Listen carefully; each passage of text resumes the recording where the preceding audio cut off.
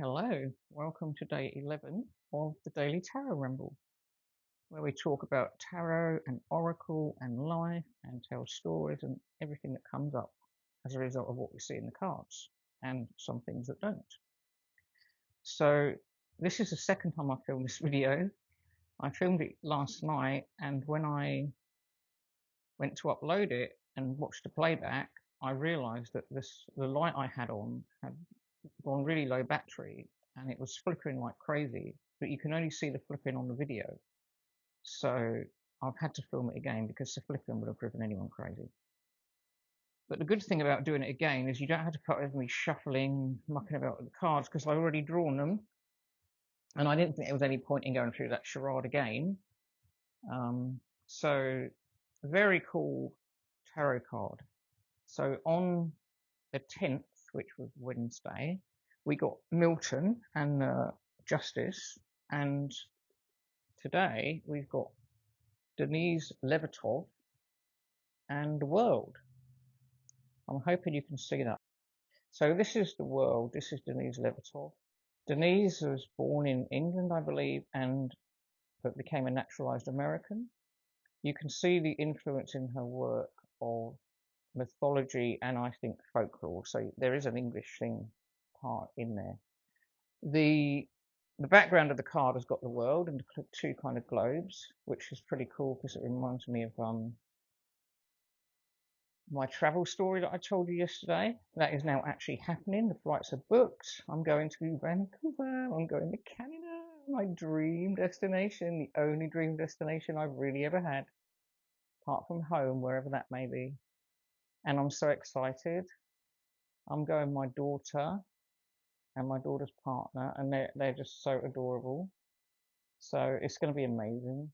And I actually manifested my daughter's partner. I'll tell you that story another time, but I did. It's true. A long time ago, even though they only met last year. So yeah, in the background you've got the globes and the map, and then at the top you can't really see probably, but there's this like ancient Greeky scenery, like their worldview and their murally kind of things. Because as I said, she writes a lot of mythology, and her work reminds me quite a lot of my style of writing poetry, because it's got that element of folklore and fairy tale and kind of other, which is a concept I'm really interested in. When I say other, I mean like not exactly human, but not animal, like trolls or just other. I feel I'm other. So I'll read you what the book says about Denise. So Denise Levertov, On the Threshold of Abundance. Denise Levertov is one of the most respected contemporary poets. Her writing encompassed an impressive range of themes: the natural world, the nuances of love, politics and society, theology and spirituality. One critic said that Levertov's work unites cultures through their common responsibility to a shared planet. Now that's cool.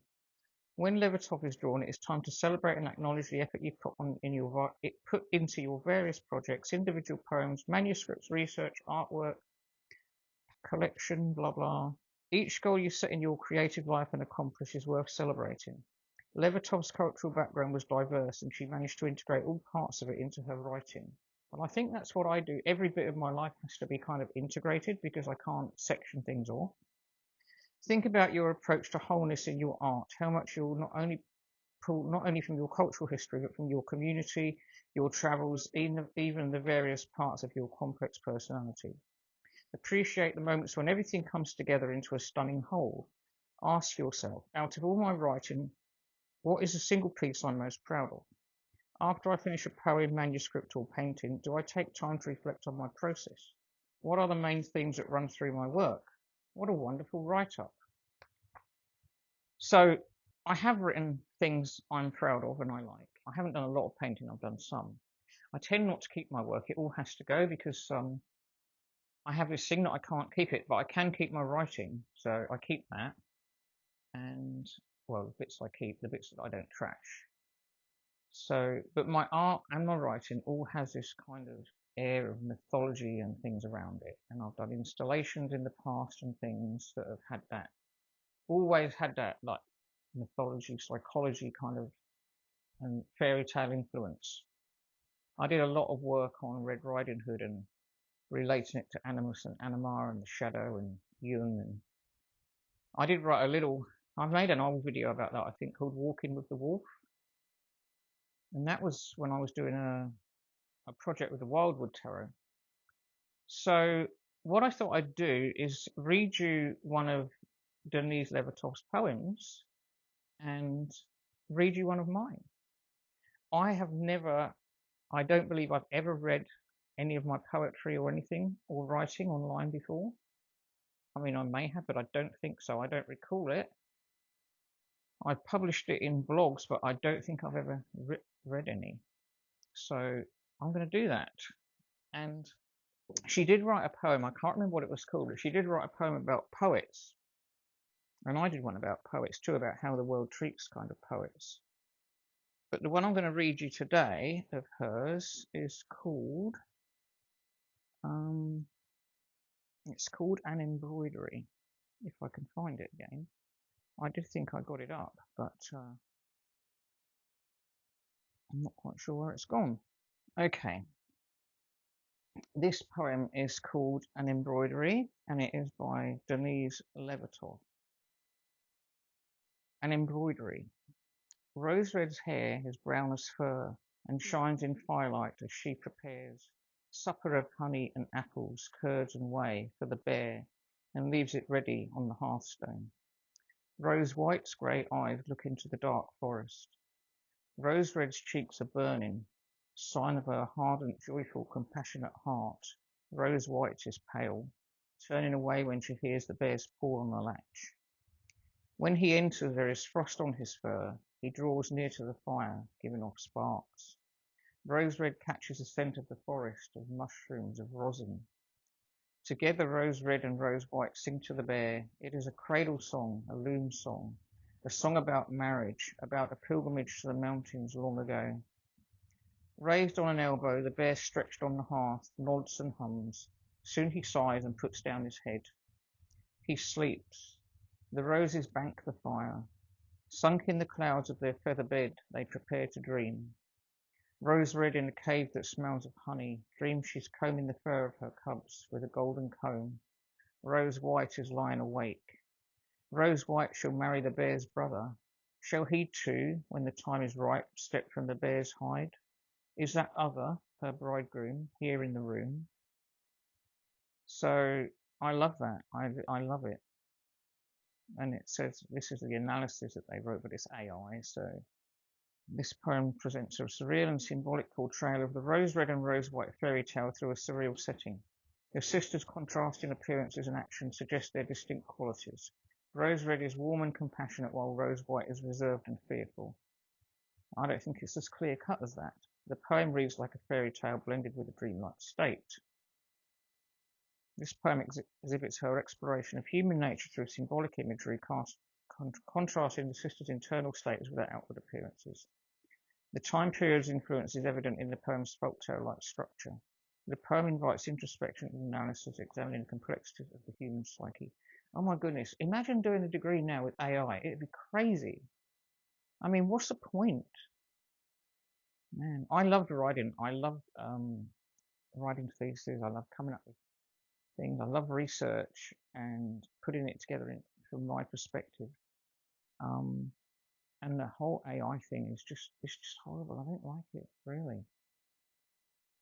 I want to get it off Google and it's also got a lot of misinformation, way worse than ever before.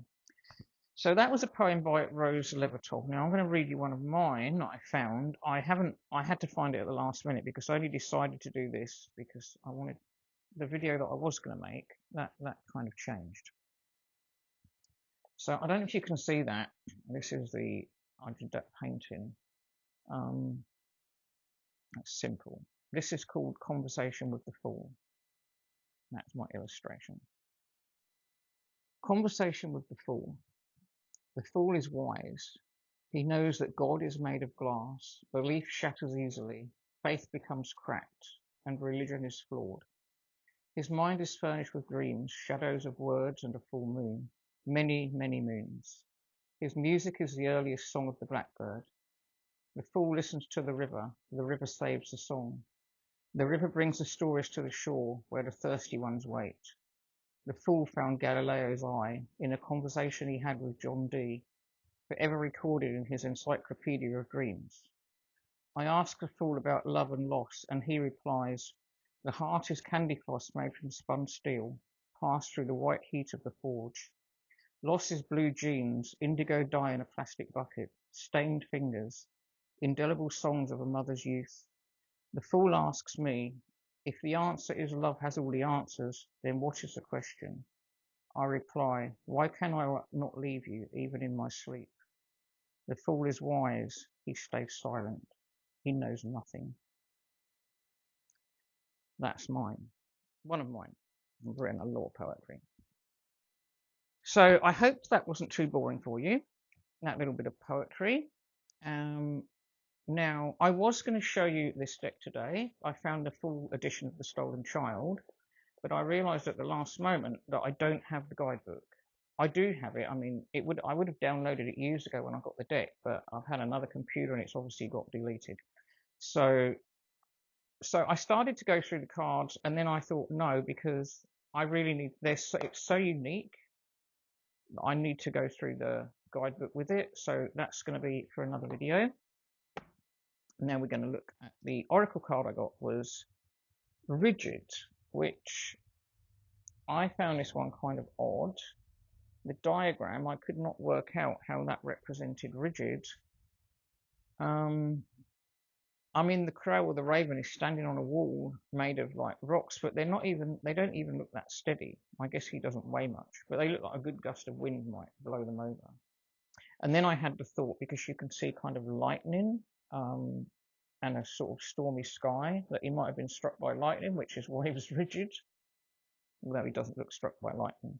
So I looked at the book, and I'll tell you what it says. What number is rigid? 30. Is there a stone wall that stands between you and others? Could that wall be inside you? Now is the time to become more flexible and to drop your rigid expectations of yourself, and especially of others. Don't be afraid to drop your guard a little too. If you are willing to let others in, you will see a benefit in these connections. Another meaning here is that you recognize the wall that others may have put up.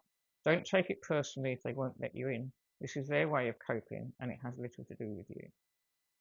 This is true. That latter bit is something that is very true for me, because I do take things personally.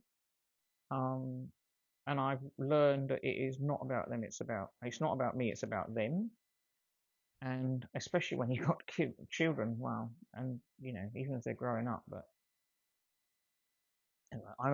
I find it very difficult because I take on their pain and my own, and it's such a strange mix, such a pull and push and pull effect inside me. And when I get angry, even though I'm angry with someone, like someone I love and feel close to, if I'm angry with them, there's always this push and pull. I'm angry and I'm mad at them, but I'm also mad at me for being angry at them and feeling their pain as I feel my pain. It's so hard to put it into words.